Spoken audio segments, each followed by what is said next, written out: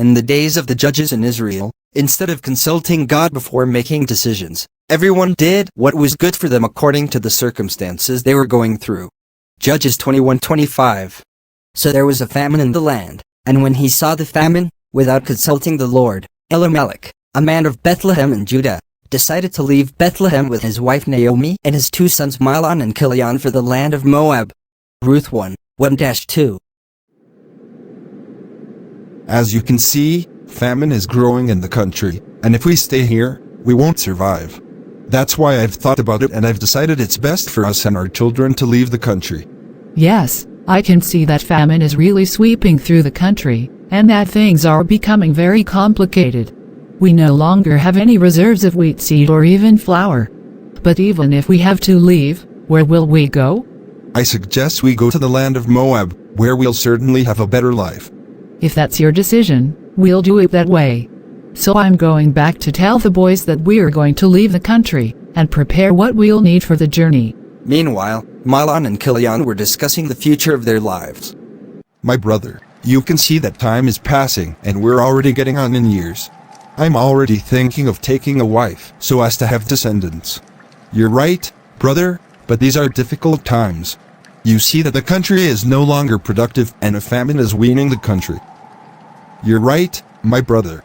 I think we need to think about how we can help parents at our level. We can't just sit back and do nothing.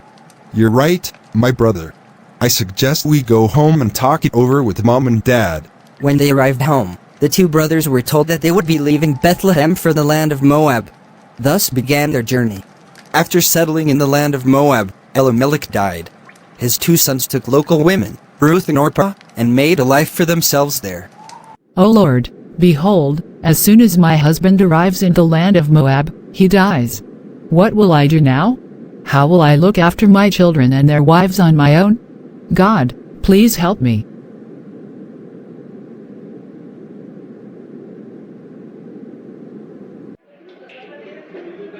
As soon as we arrived in the land of Moab, our dad died. Is the Lord really with us in this country? It also makes me sad. Now Mom is on her own. Even though we're married, we have to take care of her too. We can't leave her like this. You're right, my brother. We've already started working to buy land in this country, so that we can take care of our moms and wives. Unfortunately for the two brothers, God did not bless these unions and they remained childless. After 10 years, the two brothers also died. So Naomi remained a widow and childless in the land of Moab, until she heard that the Lord God of Israel had visited her country. After the death of her two sons, Naomi was left alone with her two daughters-in-law, Ruth and Orpah. Think about their future. Now that our husbands have passed away, what are you going to do, Orpah? I don't know yet. I'm wondering myself what my life is going to be like now that my husband has died. I'm planning to stay with Ruth to help her, as she's alone now, with no husband or children, so it'll be difficult for her to stay on her own. You're right, that's a good idea. I think I'll stay with you too, even though it won't be easy to stay with Naomi without bringing back memories of my husband.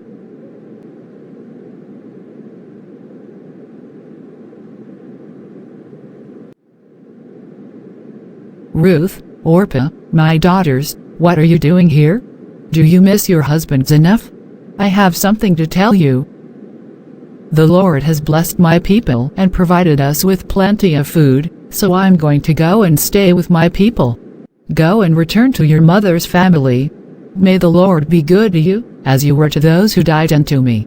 May He give you each the chance to find happiness in a new home. No, we will accompany you to your homeland. No, Naomi, we will accompany you to your homeland. We want to stay with you. Go home, my daughters. Why should you come with me? I can't have any more sons who might marry you. My daughters, I'm too old to marry again. And when I say, I have hope, when this very night I am with a husband, and I bear sons, will you wait until they have grown up and therefore not marry? No, my daughters, for I am greatly distressed for your sake, because the hand of the Lord is stretched out against me. It's hard to separate myself from you. May the Lord guide your steps.